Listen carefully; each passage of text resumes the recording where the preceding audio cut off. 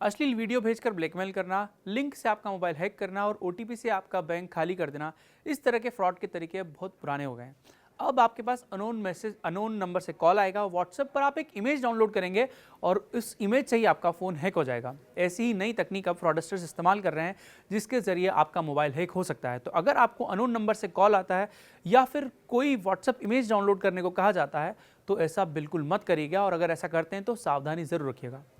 Fraudsters ने अब एक नया तरीका अपनाया है जिसको कहते हैं स्टेगनोग्राफी। इसमें व्हाट्सएप पर आपको एक अननोन इमेज भेजी जाएगी जिसमें आपसे उस व्यक्ति को पहचानने के लिए कहा जाएगा, और जब आप उस इमेज को डाउनलोड करेंगे तो उसमें एक हिडन मैसेज छिपा होगा, जिसके जरिए एक एपीके फाइल डाउनलोड होगी और आपके फ़ोन के अंदर एक ऐप इंस्टॉल हो जाएगा, जिस ऐप के जरिए आपके फ़ोन का पूरा एक्सेस उस फ्रॉडस्टर्स के सर्वर पर चला जाएगा और वो आपका पूरा फ़ोन ऑपरेट कर पाएगा। ऐसे में आपकी जितनी भी जानकारी है वो सभी उस तक पहुंच जाएगी। ऐसा ही एक स्कैम अभी जबलपुर में सामने आया, जिसमें एक व्यक्ति के पास एक फ़ोन आया जिसमें उसको एक व्हाट्सएप मैसेज में इमेज भेजी गई और उस इमेज में उसको व्यक्ति को पहचानने के लिए कहा गया। जब उसने इमेज को डाउनलोड की उस वक्त उसे पता नहीं चला कि उसका फ़ोन हैक हो चुका है, लेकिन कुछ देर बाद उसके फ़ोन में 1 रुपया क्रेडिट हुआ और उसके थोड़ी ही देर बाद उसके फ़ोन से 1-1 लाख करके 2 लाख रुपए का ट्रांजैक्शन हुआ। बाद में उसे पता चला कि उस इमेज के जरिए ही उसका फ़ोन हैक हो गया था।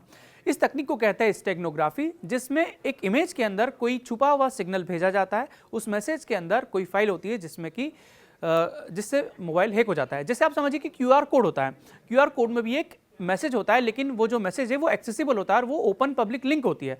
लेकिन स्टेगनोग्राफी जिसका इस्तेमाल फ्रॉडस्टर्स कर रहे हैं, उसमें एक इमेज के अंदर हिडन मैसेज होता है जो कि किसी को पता नहीं चलता, और जब आप डाउनलोड करते हैं तो आपका मोबाइल हैक हो जाता है और आपको पता भी नहीं चलता। ना आपने किसी लिंक पर क्लिक किया, ना आपने किसी को कोई ओटीपी दिया, लेकिन फिर भी आपका मोबाइल हैक हो सकता है। तो अगली बार इस तरह की कोई भी इमेज आपके सामने आए तो सावधानी जरूर बरतिएगा और इस वीडियो को अपने जानने वालों के साथ शेयर कीजिएगा ताकि वो इस जानकारी से अवेयर हो सकें और ऐसे किसी भी स्कैम से बच सकें।